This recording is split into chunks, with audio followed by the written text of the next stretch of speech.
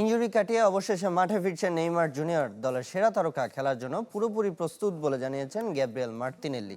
তবে ইনজুরিতে রাফিনিয়া খেলতে পারবেন না স্কটল্যান্ডের বিপক্ষে। তার জায়গায় খেলার আগ্রহ দেখিয়েছেন মার্তিনেল্লি। বৃহস্পতিবার ভোরে স্কটিশদের মুখোমুখি হবে 5 বারে বিশ্ব চ্যাম্পিয়নরা। কোলগেট ম্যাক্স ফ্রেশে আছে আইসি কুলিং ক্রিস্টালস, যা দেয় ম্যাক্সিমাম ফ্রেশনেস সহ কোলগেট ম্যাক্স ফ্রেশ। দীর্ঘ প্রতীক্ষার পর ব্রাজিল ডেরায় স্বস্তি। এতদিন একাকী ঘাম ঝরালেও প্রথমবারের মতো দলের সাথে অনুশীলনে নেইমার জুনিয়র। কোচ কার্লো আনচেলোত্তির অধীনে স্কিল ট্রেনিংয়ে প্রাণবন্ত দেখা গেছে দলের সেরা তারকাকে। স্কটল্যান্ডের বিপক্ষে গুরুত্বপূর্ণ ম্যাচের আগে নেইমারের মাঠে নামার ইঙ্গিত সতীর্থ গ্যাব্রিয়েল মার্তিনেলির কণ্ঠে। নেইমার অনুশীলন করেছেন পুরো দমে।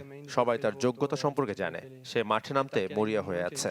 তার ইচ্ছে শক্তি দেখলেই তা বোঝা যায়। বাকিটা কোচের সিদ্ধান্ত।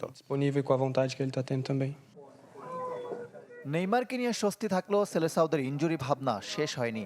স্কটল্যান্ড ম্যাচ থেকে ছিটকে গেছেন রাফিনিয়া। এই ফরওয়ার্ডের পরিবর্তে খেলার জন্য নিজেকে প্রস্তুত রাখছেন গ্যাব্রিয়েল মার্তিনেল্লি। তবে আর্সেনাল তারকা দলের প্রয়োজনে যে কোনো পজিশনে খেলতে রাজি। প্রথমত, রাফার ইনজুরি খুবই দুঃখজনক। আমাদের দলে অনেকে আছেন যারা খেলার জন্য প্রস্তুত। আমি লেফট উইংয়ে খেলা পছন্দ করি, যদিও আর্সেনালে রাইট উইংয়েই বেশি ভালো খেলেছি।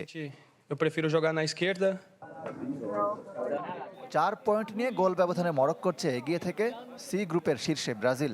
রাউন্ড অফ 32 নিশ্চিত করতে স্কটল্যান্ডের বিপক্ষে একটি ড্রয়ে যথেষ্ট 5 বারের বিশ্ব চ্যাম্পিয়নদের। তবে গ্রুপ চ্যাম্পিয়ন হতে স্কটিশদের হারাতে হবে আনচেলত্তি শিষ্যদের। নেইমারের ফেরা ব্রাজিলের আক্রমণ ভাগকে কতটা শক্তিশালী করে সেটাই এখন দেখার বিষয়। ইকরাম হোসাইন, চ্যানেল 24।